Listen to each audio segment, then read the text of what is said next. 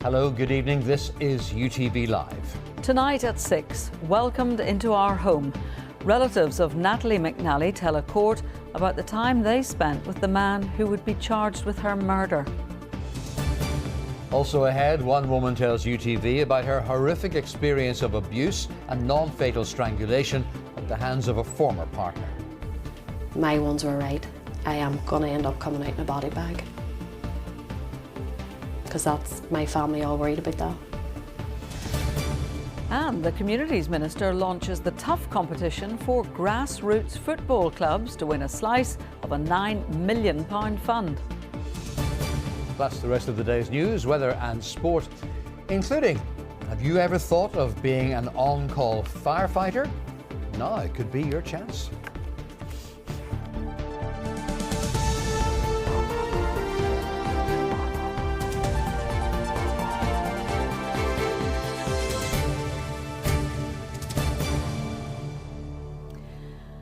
The trial of Stephen McCullough, the ex-boyfriend of Natalie McNally, who denies murdering the pregnant 32-year-old, has heard how he was welcomed into her parents' home and treated like a grieving partner after the police initially ruled him out as a suspect. Natalie's mother, Bernadette McNally, told the jury she felt devastated for the defendant and how the family gave him time alone with the coffin during the wake.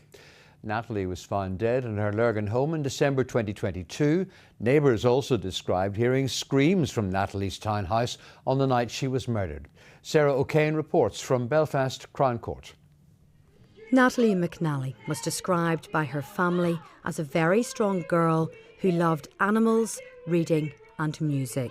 The 32-year-old was 15 weeks pregnant when she was strangled, stabbed and beaten to death in her Silverwood Green home in Lurgan on the 18th of December 2022. Her ex-boyfriend, Stephen McCullough, and the father of her unborn child, is accused of her murder. During 2 days of evidence, the jury of 6 men and 6 women heard how Mr McCullough attended the wake at Natalie's parents' house on Christmas Day in 2022 and spent around 20 minutes alone with the coffin. Natalie's father, Noah McNally, told the jury how they welcomed Stephen McCullough into their home, treated him like a grieving partner and father-to-be, because police had told them he was no longer a suspect, and as far as they were concerned, he had nothing to do with Natalie's death. Natalie's mother, Bernadette, also described how she felt devastated and worried for Mr McCullough, how they left him alone with the coffin during the wake because they thought he would want some time alone with Natalie. She broke down in tears as she described her daughter's murder as devastating. The defence asked Mr McNally was there any inkling to suggest there had been a fallout with the defendant. He replied absolutely not, and how the last time he'd seen his daughter alive was the day of her murder and she was in good form. The court was told in the days after Natalie's death, the 36-year-old of Woodland Gardens in Lisburn called with her parents a number of times. One of Natalie's brothers explained how he would text Stephen McCullough daily after his sister's murder and how he went to Natalie's grave with him. Declan McNally said when the defendant got there, he was distraught. He told the court, Mr McCullough said, "How could someone do this to her? I found her face down in a dog bowl. Someone left her like an animal." Her brother also told the jury that Mr McCullough said he believed Natalie's ex had gone to her house, realised he had lost her because she was pregnant and in a rage killed her. During cross-examination, the defence asked some of the family members about what they knew about her ex. They said they were unaware of any suggestions that he had been abusive. Natalie's cousin told the court that on one occasion he was in the garden of her parents' home with Stephen McCullough and he was distraught and watching his YouTube stream from the 18th of December on his phone. He then fast-forwarded the recording and said this is around the time Natalie would have been murdered. He said, "I should have been there to protect Natalie. No man would have got past me." The cousin said he told Mr McCullough, who denies murder, he had struck gold meeting Natalie because she was brilliant. Sarah O'Kane, UTV Live, Belfast. The inquest into the death of Noah Donohoe has heard that the police investigated the possibility of the involvement of known sex offenders when he wasn't found quickly after his disappearance. A police officer also told Belfast Coroner's Court that nothing could have been done differently to find the St Malachy schoolboy any sooner. Barbara McCann reports. Fiona Donohoe arriving at Belfast Coroner's Court this morning for the inquest into her son's death. It is now in its 6th week.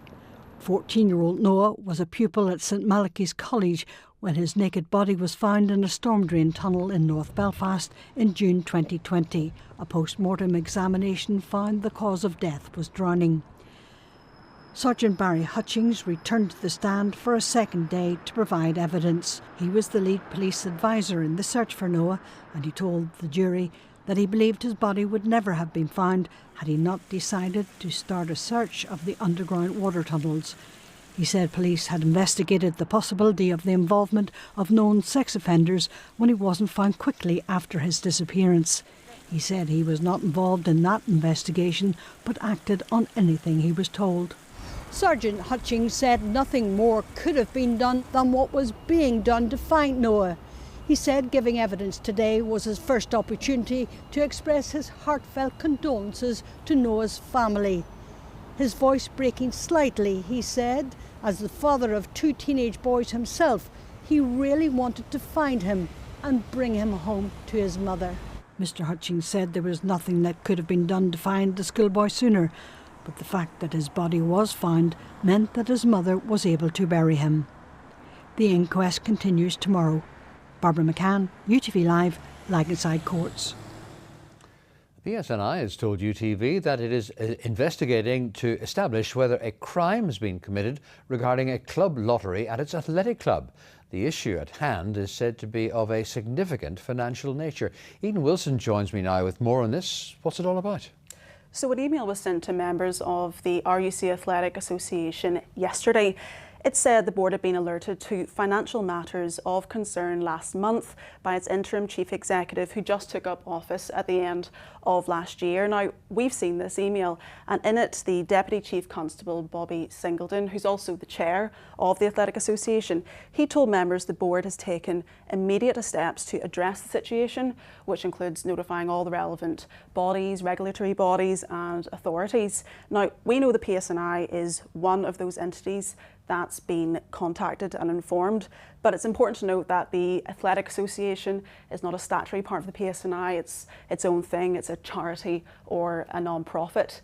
So today we contact the PSNI about what these financial matters of concern were, and they say police are investigating to establish whether a crime has been committed regarding a club lottery. So we followed up on that and spoke to police sources, and they say there are concerns of significant financial nature and were serious enough to warrant the actions taken that we've just spoken about. So members have been told that as well as this PSNI investigation into this matter, specialist independent financial advice has also been sought, and those specialists will begin their work immediately. Eden, thank you very much. A domestic abuse survivor who bravely relived the moment her former partner strangled her in a fit of rage has said that she thought she was in the room with the devil.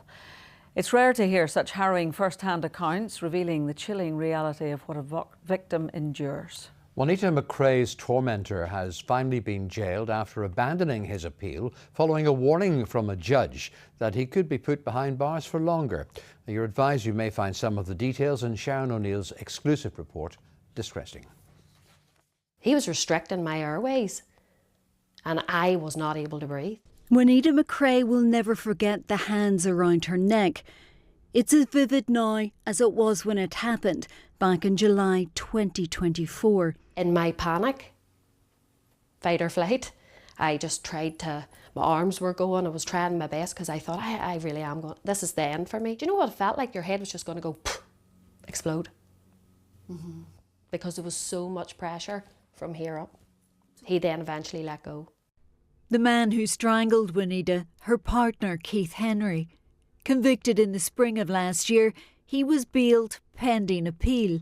Just days ago, he abandoned the last part of that appeal and accepted the original 12-month sentence handed down. He will be known as a domestic abuser for the rest of his life, and that is justice for me. The judge saw right through Henry and was in no doubt of his guilt all along for a number of domestic abuse-linked crimes, including assault and non-fatal strangulation. These are some of Juanita's injuries, inflicted during their 2-year relationship. Despite being in the middle of a living hell, Juanita had the presence of mind to record the physical and psychological abuse she was suffering. In one of those recordings, simply too distressing to broadcast, her tormentor says, "I will strangle you." We now know that he did just that. The way I can describe it is, you know that you'd swear you were in the room with the devil? Well, I was. His eyes did go black. See the hate that he had? I honestly thought I was going to die that night. It's a crime viewed as a red flag for escalating violence in a relationship, and non-fatal strangulation is still a relatively new offence here. This is holding somebody's life in your hands, and if somebody is perpetrating that type of crime against you, report it to the police. Henry belittled Juanita at every turn. Listen to this. All the goading taking its toll. You're ugly, fat, disgusting. But it just makes me realise, when you call someone fat, When you call someone fat.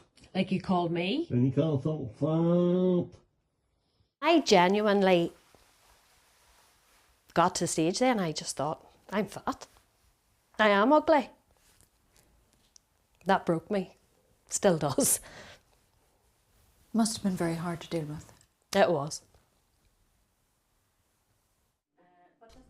Juanita's biggest regret, not leaving sooner. Her advice now. Truthfully, I would say, pack a little bag with your personal stuff, get out and go straight to the police. And if you have been affected by any issues raised in that story, you can contact the National Domestic Abuse Helpline using the number on the screen, or you can find general advice and helplines on the ITV website. It's almost exactly a year since the schoolgirl Caitlin Rose McMullen was killed getting off her school bus just yards from her home near Castle Dawson. Tonight, on the eve of her daughter's anniversary, the 11-year-old's mum says she's angry that new bus safety legislation has not been passed. Stella McGinn says she's losing faith in politicians at Stormont, and she's been speaking to our correspondent Gareth Wilkinson. It's like a numbness. I woke up still not believing it's true. A mother walks alone. A pilgrimage Stella McGinn has made almost every day for a year, from her home to the place where her daughter died. So when I walk up the road, I'm thinking, she walked to school up the road. I don't think it's real in my head that she's not going to walk back down that road. Caitlin Rose was just 11. She was struck by a car along the Hillhead Road, fatally injured, stepping off her school bus. Some days I walk up, some days I crawl back. Some days there's no words. Just days after Caitlin Rose died, Stella spoke out. She's channeled her grief into a campaign for improved school bus safety. My daughter is not coming home and I'm no further forward. I'm getting angry. Last June, Stella went to Stormont and was promised new laws would be introduced, but legislation banning vehicles from overtaking parked school buses still hasn't been passed. I seen everybody in Stormont that day and they sympathise with me, and actions speak more than words to me. And I'm sitting here today, a year in, planning an anniversary mass, picking a headstone for my daughter. Like, how many kids is it going to have to take before something's done? During questioning in the Assembly, the Minister for Infrastructure gave assurances that her department is working on measures to improve school bus safety. Liz Kimmon says that also includes changes to the law. Whilst we all want to see this delivered as quickly as possible, with legislation, we all know that if we don't get it right, then that can lead to further issues and consequences. So certainly I wanted to do is that we have a dedicated team of people working on this, who are giving this their full priority and want to ensure that what we do is done right. My daughter can't have been taken off me for no reason, so the fight must go on until legislation is put in place. This has to be her legacy. It has to be, and it will be. Every child that gets off the buses here, their life's at risk. And me speaking out so early on, thinking it would make a massive change. And would you drop your child off here after school? My daughter was only 11 years old, set off to go to school, and unfortunately never came back.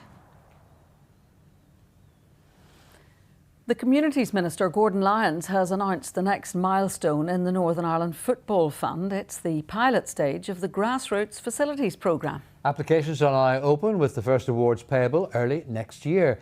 But there's still no extra money available for Casement Park. Here's our sports correspondent, Ruth Gorman. Last year, 20 clubs were successful in applying for the Northern Ireland Football Fund. Now the government is turning its attention to grassroots, and £9 million is up for grabs. That will fund at least 6 projects. So this will be for clubs that weren't able to apply to the performance element of the Northern Ireland Football Fund, and also councils who can apply in partnership with local clubs as well.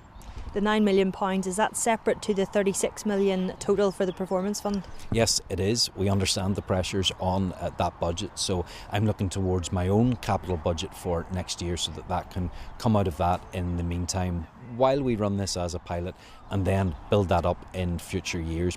Obviously great news for football, but the GAA are going to want to know where their money is for Casement. I'm saying very clearly that money is still there. It can be drawn down. However, there's a substantial funding gap right now between the planning permission that is in place and what's actually affordable and the money that is on the table. So that gap needs to be bridged before there can be progress. We either need to see more money coming from the GAA, a smaller plan, or both of those in order for it to be progressed. I don't have all the money that we want for football either, but we can make a start, and that's what today is about. It's about moving forward where we can. Projects in the range of £500,000 to £1.5 million will be considered. Applications opened earlier today and close in April. Ruth Gorman, UTV Live, Larne. A further arrest was made today in connection with the disappearance and murder of Lisa Dorian. A 40-year-old man was arrested in Malile on suspicion of assisting offenders and of withholding information. Ms. Dorian was last seen alive in February 2005. The man has now been released on bail. Gavin Robinson has urged Sir Keir Starmer to move faster to deploy forces to the conflict in the Gulf. Speaking during Prime Minister's questions in Westminster, the DUP leader said his party supported the armed forces, but he questioned the speed of the deployment to the Middle East. The Prime Minister is not responsible for our armed forces being able to squeeze into Wembley Park and to Ibrox, but he is responsible for our posture. He is responsible for ignoring the request to deploy a Type 45 destroyer 2 weeks ago into the region. And we now learn that HMS Dragon will not leave, hasn't left, and won't be in to defend Cyprus for over a week. He'd have heard me set out what we did by way of pre-deployment, working in conjunction with and liaising with the US so that he understands the context in which those pre-deployments were put in place. And I think they speak for themselves as to why they were put in place in the places that they were. Meanwhile, arrangements are being made to fly home passengers who've been impacted by the ongoing conflict in the Middle East. As war in Iran enters its 5th day, the government has announced a second repatriation flight. The Irish government has also confirmed that an Emirates flight has departed Dubai for Dublin to help its citizens in the Middle East. Escalating tensions and attacks in the area continue to cause major travel disruption. Still to come on the programme, 7 Ulster players are in the Ireland matchday squad as they aim to slay the Welsh Dragon. And have you ever wanted to be an on-call firefighter? Well, stay tuned.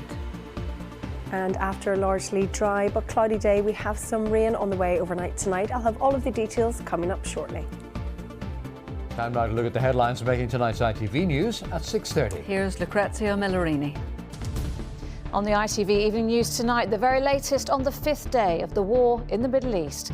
An extraordinary development as the conflict expands. The Americans torpedo an Iranian warship off the coast of Sri Lanka. Dozens are dead. The emergency plans to get stranded Britons back home from the war zone. Oil and gas prices on the rise. We look at what the war means for your bills and your mortgage. Plus, Trump's incendiary comments about Iran and the World Cup, partly hosted in the US. Join me for those stories and more at 6:30.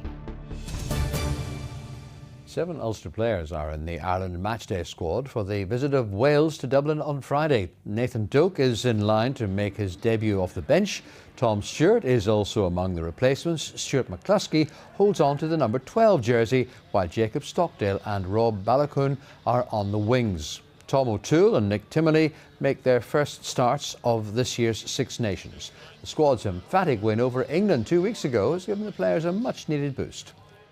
I think that spark of that knowledge that it is still there and that we can still do that sharpens the mind and gives that bit of confidence that, you know, there was certainly a lot of, felt like outside noise probably doubting us going into that game, definitely. So proving ourselves right probably gives us that confidence to kick on now, hopefully. So we've shown what we can do. No excuse for not doing anymore, yeah. Well, Northern Ireland's women footballers lost their opening World Cup qualifier in Switzerland last night. A goal in each half saw the hosts claim the 3 points. The Swiss team is favourite to win League B2, so it was always going to be a hard night for interim manager Chris Lindsay and his side, but they will have a chance to get their first points on the board when they host Turkey at Mourneview Park in Lurgan on Saturday. Turning to ice hockey now, and Challenge Cup holders Belfast Giants are in semi-final action tonight against Coventry Blaze at the SSE Arena. Adam Keefe's team lost the first leg 3-2 and are expecting a tough game.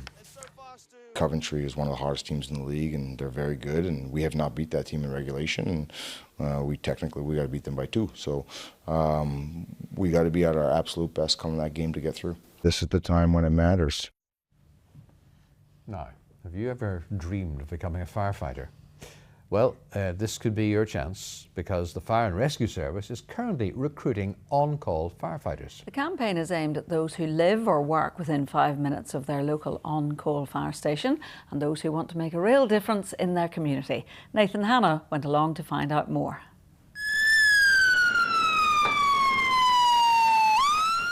Springing into action. On-call firefighters are a vital part of the Northern Ireland Fire and Rescue Service.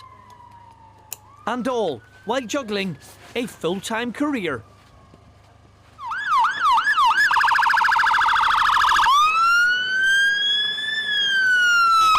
The heroes of their community, they can deal with everything from fires, floods, crashes, chemical spills, and even specialist rescues. These people make a real difference, and the fire service wants more just like them. 26-year-old Keelan works full-time for a telecoms company, but is on call 91 hours per week. You know, it gets the adrenaline going. Even at 3 o'clock in the morning, there is that wee thrill and excitement, because you never know what you're going to, and you never know who you're going to help. I don't think nerves come into it. You just got to put the head down. You're trained to do what you do, and you know how to do it. So you just got to go and do the job as best as you possibly can with the crew and team that you have. 23-year-old Danielle juggles her role with working in insurance and running her own dance company. It's very challenging, but I wouldn't change it for the world. Luckily, I'm very grateful. My employer lets me out for any fire calls, so I'm mostly on call during the day. Definitely the gas explosion one, I would say, stuck out to me the most, because it was my first big call from when I first got in. So say if I'm on the call, I just politely say to the customer and hang up the phone, leave my job, come out, do the call, come back and get back to what I'm doing. Firefighting can obviously be a very physically demanding job, and fitness is crucial. To take part in the role, on-call firefighters must meet certain standards, and it can be tough. Northern Ireland Fire and Rescue Service has 67 stations, Out of those 67, 60 of the stations are either completely or of an element of on-call responding. The on-call fire service covers approximately 80% of the area of Northern Ireland, so the on-call is the backbone of Northern Ireland Fire and Rescue Service, so it's very important that we resource it. Perhaps it's time to see if you're the right fit for the fire service. Nathan Hanna, UTV Live. And it's weather time now. Here's Louise. Whatever the weather, there's a warm outlook. UTV Weather, sponsored by the Grant Arona R290 heat pump. Hello there, good evening. We had quite a lot of cloud around today, some hazy spells of sunshine at times. The cloud will continue to thicken tonight with some rain pushing in across western areas. The winds will also pick up, becoming quite blustery and gusty as the heavy showers push through. And over the next few days, it won't feel quite as mild as it did today. Taking a look at the pressure sequence, we have various areas of high pressure over the next few days, but we have that system pushing through tonight, bringing outbreaks of rain during the early hours into tomorrow as well. It will clear western areas by the afternoon tomorrow with some dry and bright conditions on Friday. So thicker cloud will start to filter in from the west, followed very closely behind by showery outbreaks of rain, some of which will become quite heavy, blustery showers pushing through during the early hours, but temperatures will hold up around 6 or 7 degrees Celsius.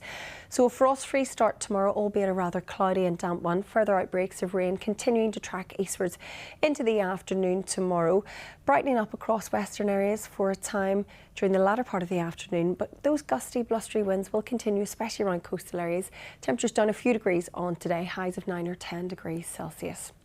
Across the rest of Ireland, it's a very similar story. Band of rain pushing through, some heavy downpours with freshening winds coming from a northwesterly direction. Temperatures reaching highs around 9 or 10 degrees Celsius. Looking ahead, that rain will continue to track eastwards tomorrow, clearing through to leave a drier night. Under clearing skies, temperatures will fall away, so it's a very cool and chilly start on Friday morning. Touch of frost in places, but we have some lovely crisp spells of sunshine developing through Friday and Saturday. That's the latest. Bye-bye. UTV Weather, sponsored by the Grant Arona R290 heat pump. That's the way it is in Northern Ireland this Wednesday tea time. I'll have the next local bulletin at 10:30. The ITV News continues now with Lucrezia Millarini, but from Paul and me, and of course everyone working on the UTV News team here in Belfast, have a very good evening and see you tomorrow. Good evening.